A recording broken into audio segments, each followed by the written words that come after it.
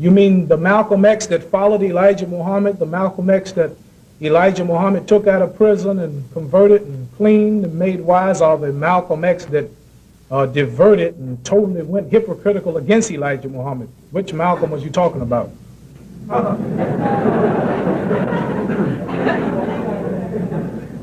Now, this is a good question. Everybody will know about Malcolm. Malcolm was just a student and a follower of Elijah Muhammad. That's all. What made you turn over to the Islamic religion? The truth that I heard. I went to the Muslim mosque in 1960 when I first went to Miami training for professional fighting. I went to a Muslim meeting. And as soon as I heard it, I knew this is what I've been looking for all of my life.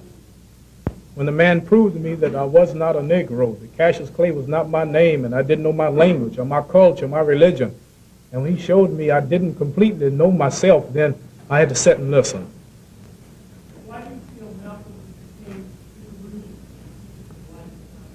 Well, Malcolm X didn't, I would say, become disillusioned. He did a few unwise things. A plane crashed in Europe somewhere with 130 whites on it from Atlanta. And he praised the death of these people dying such a tragic death. And Elijah Muhammad had to dismiss him for 3 months because he spoke for himself, not for the movement. And when Kennedy died, he also jumped up and praised Kennedy's death.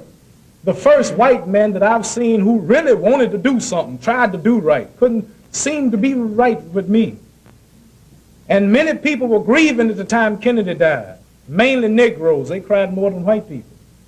And this was an unwise thing for a man representing some 700,000 followers to stand up and praise a man like Kennedy's death. So Elijah Muhammad being the boss, he had to set him down for like 6 months, told him that Malcolm X didn't represent me.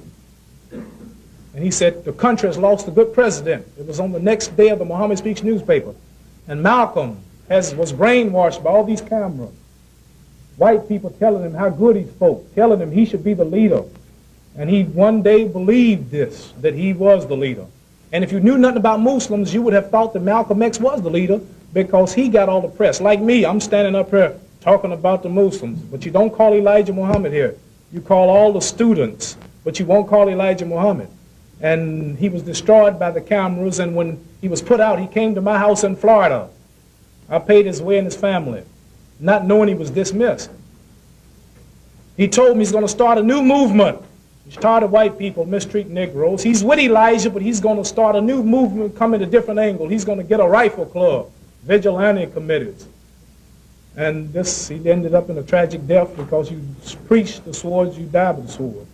But when he followed the Honorable Elijah Muhammad, he was a great man. We all who are Muslims, we admired him, we fed him, we clothed him, and loved him to the utmost as a brother. But when he devoted and left the Honorable Elijah Muhammad, and hypocritically turned against him, then naturally we're going to follow the student and not the teacher, not the student. So that's that. But when he praised Kennedy's death, the Honorable Elijah Muhammad had to dismiss him. Since Malcolm deviated, he went out and armed his followers, right? And I never have taught you to arm, and you were most successful without arm and those with arm, right? Not even Martin Luther was too wise to tell his followers to arm themselves because he knows the devil would kill them. Because the devil have all the arms. You got to have a lot of arms to make a stand against him. Because if you outshoot him with rifles in this neighborhood, he'll go rope it off. He'll go and isolate this neighborhood. Then he'll get in his plane and come over and drop a little bomb on you. Understand? Or he'll sit out there and take one of his field pieces and throw some shells over you. Right? You can't do nothing. You can't throw them back at him. Or he'll come and just strafe you, with machine gun fire. Go up and down the street with his, with his plane just sliding low. You don't have one. Just strafe you all up and down the street. They're having you to come out, and then after a while you cry out for some food. He's the only one selling you food. You don't have no food stowed away. Now how in the world are you going to find out people like that? When they see you got to eat their food. You got to wear their clothes. You got to, stay under their shelter. How can you fight them with their arms? You're going to be the loser. You're going to have your people slaughtered. That's what it is. I know these things in advance. He could just starve you to death. Just go and patrol your area and won't allow you to come out and nobody to go in. You can't get no help. You can't jump up and fly out of it. You don't have wings to fly. Now, how you going to get help? You said, well, my people across the water coming. They can't do it because they don't have an Air Force. Africa don't have no great Air Force or nothing like that to come here and aid you. They don't have no fleet, no Navy to come here and bombard the shores of the United States. No, they can't help you. He's over there trying to get them to help. But you see, they could help you a little by uniting against America's brutality against you, by telling her in the UN now you call yourself the chief nation for peace, and you now have this poor brother of ours here. You just killing him day and night. They could probably ease up a little clubbing of you and me, but that yet, if America didn't want to do that, they can't fight them. America could whip Africa with all of her mechanized, armies. Why, they could roll over just like that, because Africa don't have that kind of,